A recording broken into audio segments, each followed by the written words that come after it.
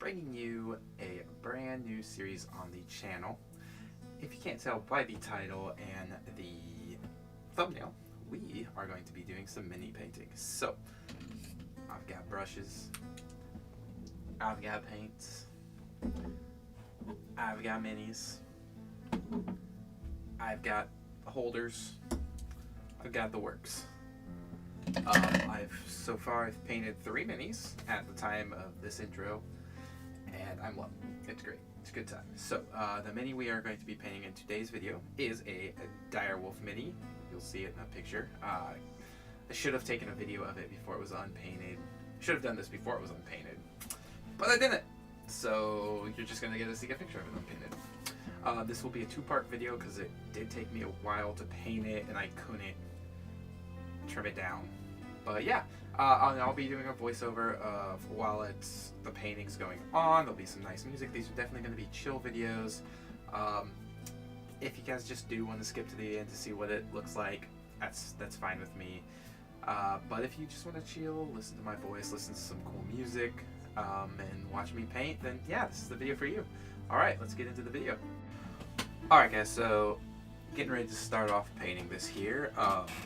This is really the first mini I've actually painted on camera, so the setup's a little wonky. Hopefully in future videos it'll be a bit better. So what I'm doing here is I'm testing what color I actually want to paint it. I did prime this. I use a base coat of flat gray primer, and then I do just the top with a flat white primer to kind of help with some shading once you get into the actual painting. I decided to go with a brown over the typical gray because I'm modeling this Direwolf off my D&D character, because I do wild shape into Direwolf a lot and I wear brown leather armor, so I thought it would be cool if the wolf kind of mimicked my appearance of Volstagg, which is my D&D character. So here I am doing the base coat for the fur. It definitely looks very light compared to the finished product, but I really like how the finished product came out, so I can't wait to show you guys that. But that's a little bit from now. So yeah, I'm just, getting this base down. What I did, I used a light brown and a medium gray, bugbear brown, and I cannot think of the name of the gray. They are part of the Army Painter D&D paint set, because I just went ahead and bought those. I bought all of them actually to paint with. It gives you a wide variety of colors. They're not too expensive, not too cheap. Good middle ground paint, I believe. Excuse me, I've had no problems with it. So yeah, pretty much just getting the fur. So yeah, enjoy that, and I'll start talking to you guys in a second.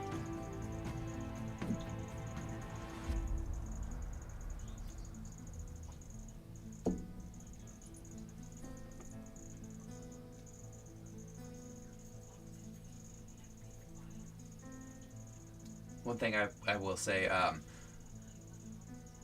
here's just nice little close-ups to see what I'm doing.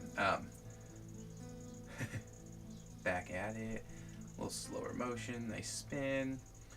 The brown's taking really well, but the brush work, I definitely have learned what brushes to use and what not to use and when to use them. Definitely trial and error when you're first starting out, but I mean, that's what this stuff is. It's all going to be trial and error. The stand I use, that I have, as you can see in the back there, I have Citadel stands for smaller ones, and then I have a Citadel stand for the larger minis that Owlbear is sitting on. But I bought this little blue stand that the Direwolf is on. I can't think of the brand right now. It is Redgrass mini stand, and I love it. Basically, you use sticky tack and just slap the mini on, and it gives you a little bit more free motion than what the Citadel stands do. Plus, the top spins on it, so I can just sit there and spin it with my thumb, which is really nice. That thing you can see on the bottom, it's a magnetic sticker, so you can slap that somewhere and stick the stand to it. But I actually just have this sticky tack sitting on that stand. The sticky tack is currently on the base of that right now. And then I just click the stand to the side of my desk like that, and boom, really nice. So I believe I'm still, I'm touching up on the face right now. I haven't really hit the paws. I will say, so I use a wet palette, which if you don't know what that is, I didn't know what that was at first either. You can make them yourself, but I was lazy and I just bought one. I bought the Masterson's Stay Wet Handy Palette, and it's basically a sponge that you put I think you can basically just wax paper over. You wet down the wax paper and then put it over the sponge, and it helps keep your paint wet because this acrylic paint dries out super fast. I have an actual palette, but I do not use it for my regular paint. I really only put my dry washes in that. So yeah, that's very handy. As far as brushes go, I have the D&D brush starter set. And then I cannot tell you for the life of me what my actual brush set is. Golden Maple, it was a brush set. It's like 16 bucks on Amazon. Came with a lot of different sizes. And then I did go to Hobby Lobby and picked up some Master's Touch small brushes. I got an 18/0 and a 20/0 round, and those have really come in handy when detailing. You'll see them in a little bit when I go to do the smaller parts, such as the insides of the ear, the teeth, and the eyes on the Direwolf.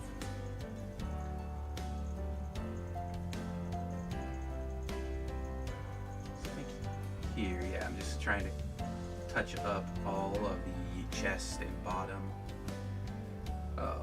The face is definitely one of the harder parts to do, but looking at the finished product right now compared to where it's crazy, and I can't wait for you guys to see it.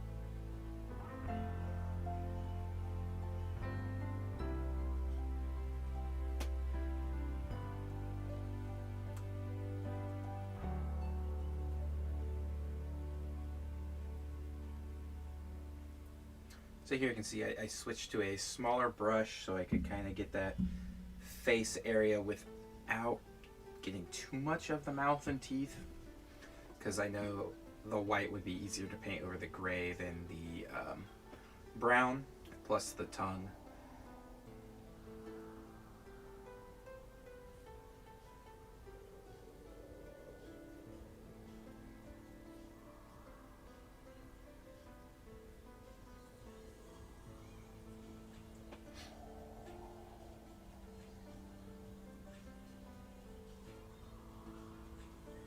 Here I am touching up the tops of the paws and some other spots that I missed.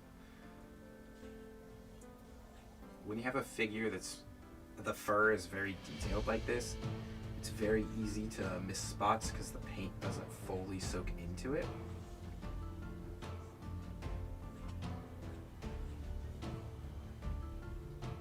And it's so weird because it looks very lit when I'm looking at it, like my room and everything.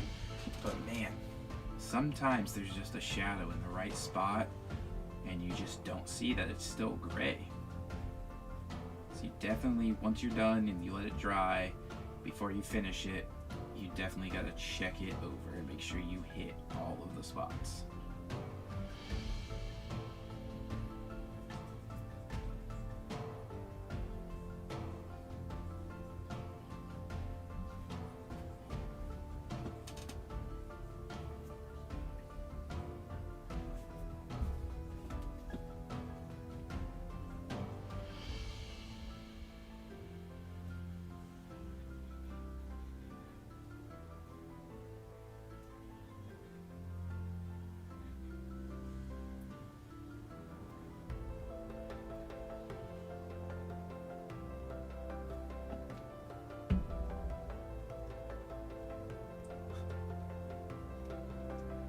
my hands go off screen over to the side, that's where my paint is. So I'm currently mixing, I believe, the underbelly, which I used a white, and then the medium gray that I used in the brown.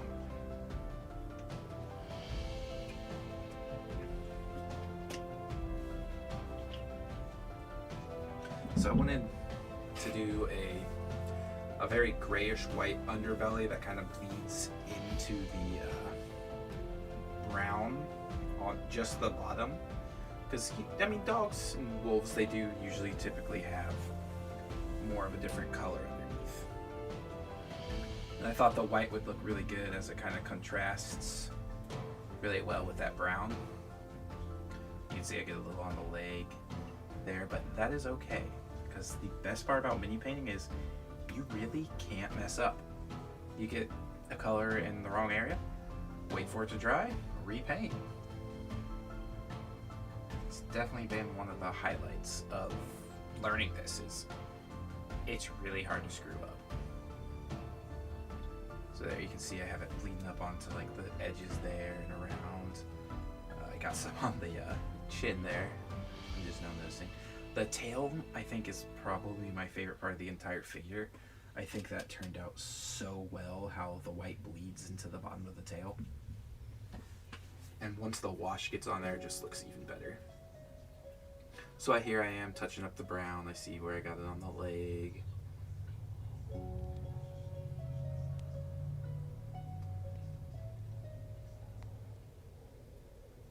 You can see me turn it all over, because things just hide in the shadows and you just really don't notice it. And now you're thinking, wait, didn't you say wait till the paint dries? It's dry. These paints dry so fast, which is why the wet palette is so handy.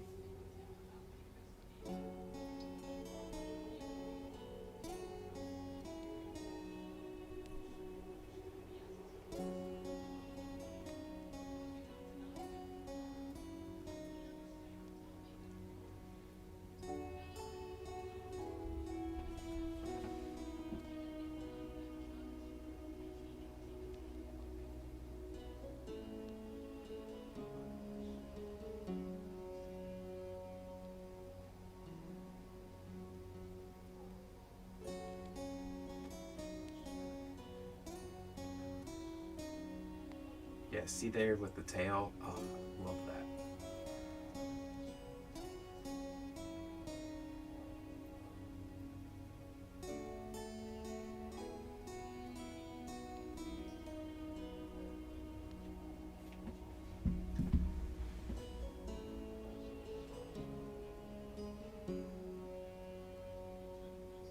There's currently a dog barking outside. I don't know if the audio is picking it up or not. I hope not.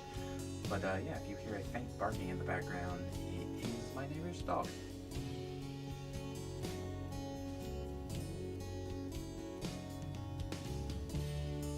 So there you guys go. There's a shot of the underbelly. And there's the tail. Just barely solid, but I should have shown it off more. But I don't think I noticed how good it looked to me until like the figure was all done.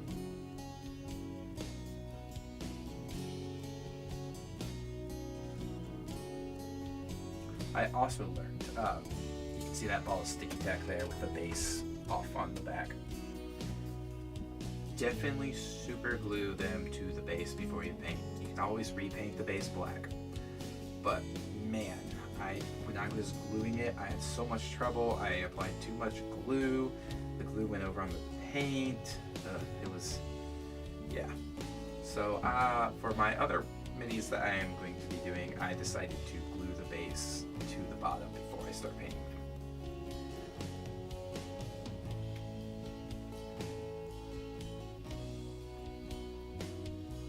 So yeah, I have a smaller brush, just touching up on the white, it looks like, trying to get that. There's the tail. See how it kind of, yeah, it definitely looks good. It gives a little bit of a dry brushing that I did there on the tail. Just trying to get the back of the legs. I didn't want it to go down too much into the legs. I probably maybe could have got it down a little farther on the legs than what I did, but oh well.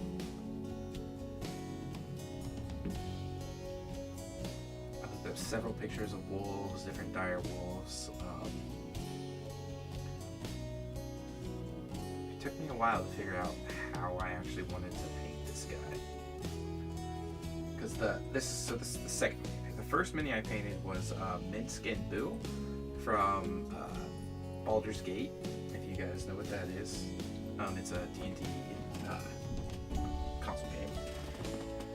And I really like how they turned out and everything, but I followed an online guide of how to paint them to kind of learn, you know, when to apply washes and everything like that. But for the most part, I think they turned out really well. I was able to do pretty good detailing on them. It's really funny because Boo, which is the hamster on his shoulder, I think turned out the best. It's so cool that you paint the whole thing orange, or you paint the whole thing white, and then you just make a little bit of orange and just kind of flop your brush right down on it, and boom. Then Mint has a tattoo, and I don't think the tattoo's bad, but it was really hard to do. And the eyes were really, really hard. But on the third mini, I figured, I won't tell you what it is, but I nailed the eyes. Which I nailed the eyes on this too, I think, but... So, I just realized where we were at in the video. I painted the claws, and I'm looking at them now, and I'm like, man, I am glad I decided to change it. Because I'm just like, ooh, they're yellow, and I'm just... No. I can't believe I painted all of them. And I'm like, yep, nope, that's going away. So then we get this white now. And I ended up going with actually the same color that I mixed on the bottom. For the chest, it's that mix of white and gray. But I think because I actually did the yellow over the top of them, it helped change the coloring of the claws to a more off-white grayish. It just stands out differently from what the underbelly is. You'll see. And I know, like, I'm very sloppy getting it on the rock portion, so it looks kind of like the claws are melting in, but once I paint around the rock portion, the claws look much better.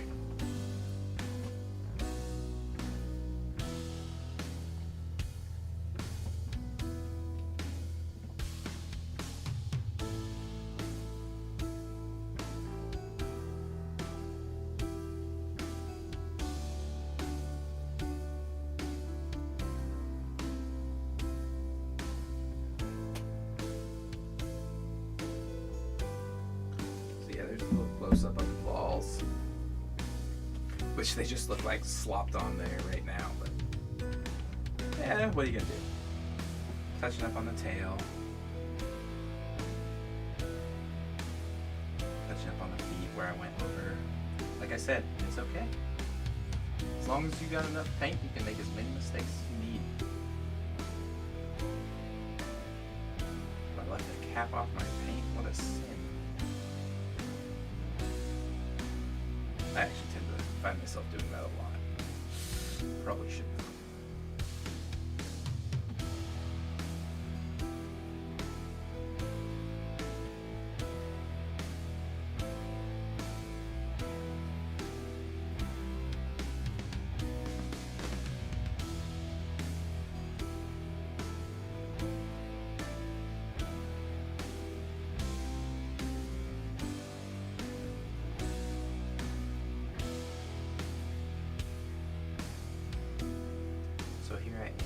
Going for the teeth. Yeah. And I think I realized quickly that, yeah, not a smart idea. I need to paint the teeth last. I need to go for the inside of the mouth first. So I use this glistening blood color. That is way too much paint, I find out. I should have squeezed way less onto that. Originally, I think I was going to mix it with some black, and that's why I showed that, and then I decided last second not to.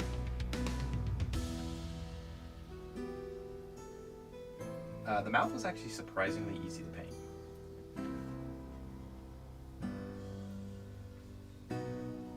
And it all came down to having the right brushes. The smaller the brush, the better off you are. I've always been told you gotta have the right tools for the right job. So I think I may have went a little overboard with how many brushes I bought, but I feel equipped for any miniature now, and I like that feeling.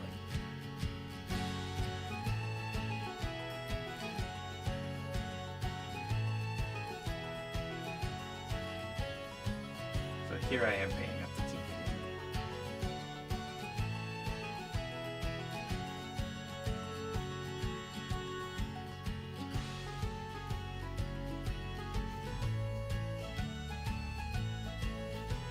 I really love how the mouth ended up coming out on this thing.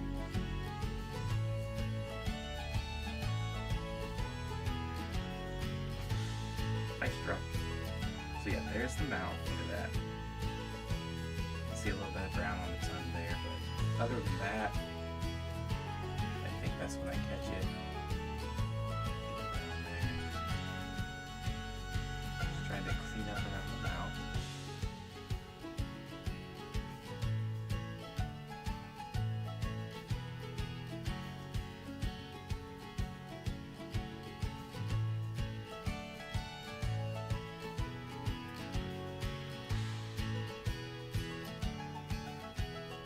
Up on that brown that I got on the tub. Sometimes you just gotta hold your hand super steady, so that's what I was doing there. Just needed to hold it steady.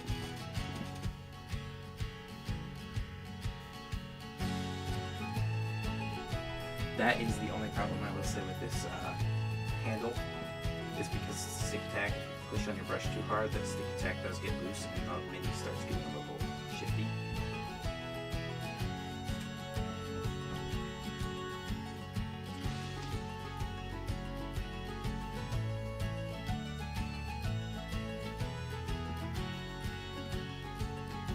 Comes the black. Also, if you notice the paint on my finger, that is because I was wiping excess paint off my brush.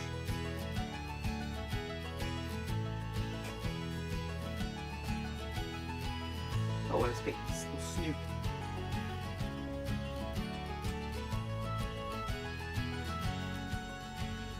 It's amazing how much that black stands out right now. But looking at the finished product, it really doesn't.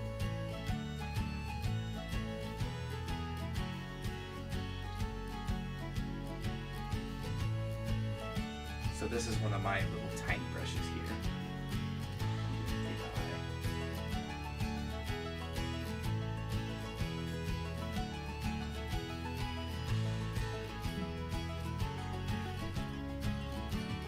That is my 20-0 round point. It is the perfect little brush for giving eyeballs. So there's the almost finished face. I say almost because here I go. Dun, dun, dun, dun. This was like, was it? I feel like I lucked into these pupils. I don't think I was breathing when I was putting the brush to eyeball, because it was just, I didn't want to screw up because it was black, which means I'd have to apply more white coats. That was definitely a moment of no breathing. But this is where this one is going to wrap up, guys. Me finishing up the mouth. Part 2 will be up later on, probably the following week, because these videos take a while to edit. And then after that, we will be doing our next mini, which I will announce at the end of part 2. So there are the finished pupils. Hope you guys enjoyed, and I will catch you on the next one. Peace.